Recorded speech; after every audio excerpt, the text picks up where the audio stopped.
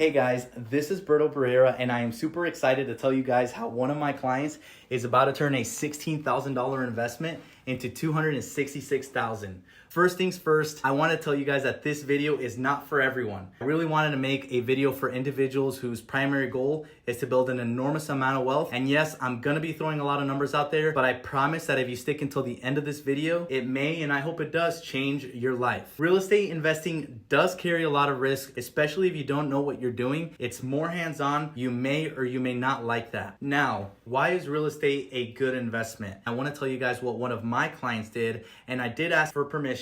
Here it goes. So my client, he bought a house last year for $220,000. This was a duplex. His original plan was to live in one of the units and rent out the other one. Since he was going to live in one of the units, all he had to do was put 5% down and another $5,000 as closing costs. So total, all in, he was $16,000. But after some time, he thought it'd probably be best just to buy something bigger and rent out that property and just let it pay itself off. So for both units right now, he's charging about $2,400 a month. His mortgage payment, which includes principal and interest, is $1,250 a month at a 6% interest rate. Now, of course, we have to subtract things like vacancy, PMI, property taxes, insurance, maintenance costs, and other costs. So his cash flow after all of his expenses is roughly $8,600 a year. Now, cash flow is super important, but let's dig further and really look at the bigger picture. If after 10 years, my client decides to sell the property after factoring in things like appreciation, rent paid, equity accumulation,